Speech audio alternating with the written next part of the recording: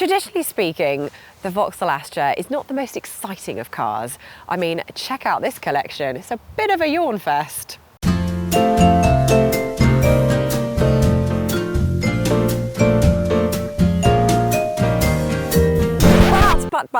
But, in 2021, Vauxhall threw out the rule book that they'd used to make the boring versions that they'd made for the past 4 decades, and they came out with this. It's much more interesting and exciting. It's the 8th generation. In fact, it's so interesting and exciting. Check out the launch ad. I'm on the next level, yeah, I know you heard about it, you know I'm bad at that. Trippy, eh? I hope that didn't give you motion sickness, but that ad does make a very good point. This is no longer a boring car.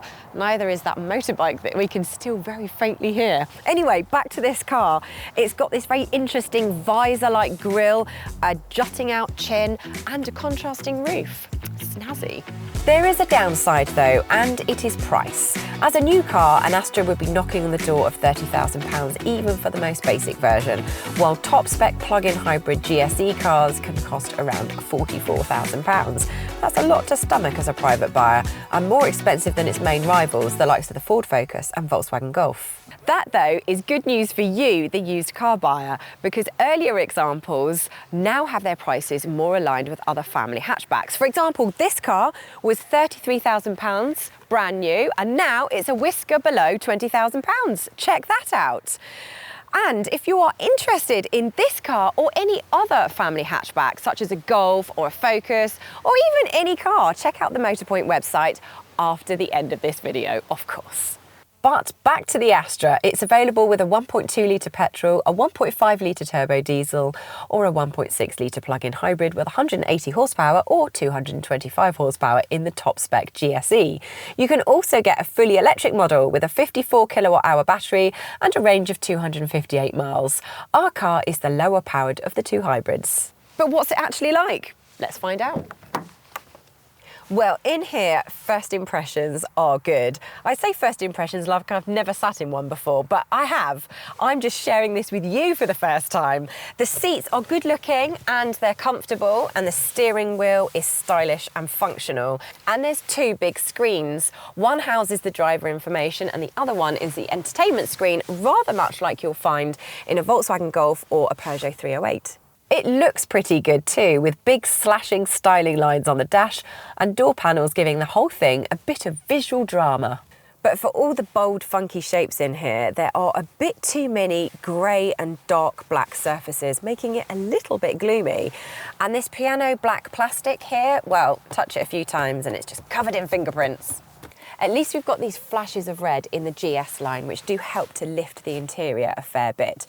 Talking of GS line, that is the mid-spec car, which is this one, and it is generously equipped. It has got dual zone climate control, heated seats, 360-degree parking, adaptive cruise control, and keyless entry among the highlights. Even the entry-level design gets goodies such as auto lights and wipers, built-in sat-nav and wireless Apple CarPlay and Android Auto, which is particularly useful if you don't want to faff about with charging leads. Talking of which, if you opt for top spec Ultimate, then you get wireless phone charging included, which means you don't need one of these.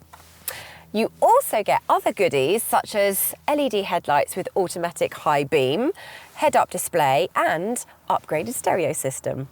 And when you're fiddling about with all that kit, you'll find the infotainment system is reasonably responsive and intuitive.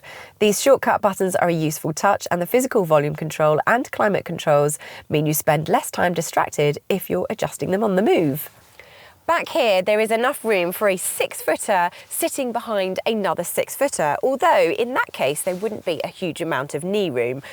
5'4.5" me behind another 5'4.5" me, that's my driving position, and it actually feels quite palatial. I have plenty of space.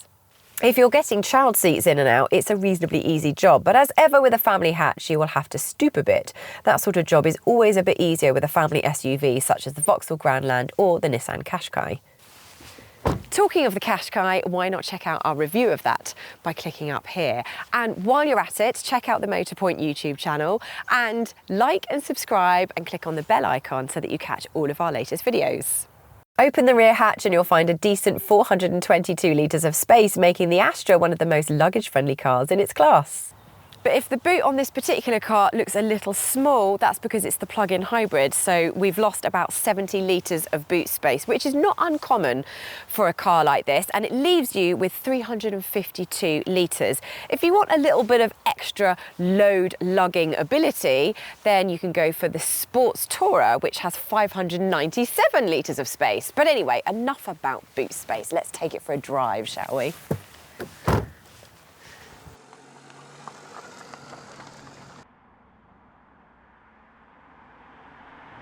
With the help of the electric motor and a combined power output of 180 horsepower, the Astra feels pretty powerful. The 0 to 62 time figure of 7.9 seconds might not be scorchingly quick, but it definitely feels oomphy enough. And with the help of the electric motor, it feels responsive enough around town. The car never really feels all that sporty though. It's grippy and handles in a reassuringly secure way, but it doesn't have the reassuring control weights of cars like the sporty BMW 1 Series, and it doesn't even feel as sophisticated as the Peugeot 208, which, as both brands come under the Stellantis umbrella and both cars share much more componentry in common, is a little odd. Take it easier though and mooch around and the Astra starts to make a lot more sense, especially in plug-in hybrid mode. That torquey power delivery of the electric motor makes it easy to nip in gaps in traffic and pull out for the odd overtake. In terms of fuel economy, the purely petrol cars will give you low 40s mpg, the diesel mid 50s, and the plug-in hybrids like this somewhere in between the two. But that very much depends on how often you plug it in and how long your journeys are. You should be able to get between 25 and 35 miles on battery power alone on a full charge, but that does depend on weather conditions and your driving style. So if you're doing a lot of short journeys, it could very well be a car that suits you. However, if you're doing a lot of long distance cruising, you might want to consider a traditional petrol or diesel model. Whichever Astra you go for though, you can expect a sensible, reasonably good value car that's pretty easy to live with. Just don't expect it to be all that much fun to drive. And that's possibly the Astra's biggest problem. It's not really that much fun. But is that so much of an issue? I don't know. Is it? Tell me, write in the comments below. If you like the look of it and you don't mind the dark interior and you don't have to pay the eye-watering prices that Vauxhall will charge you for a brand new one, then all of a sudden it becomes a very appealing family hatchback. And it's also very well equipped.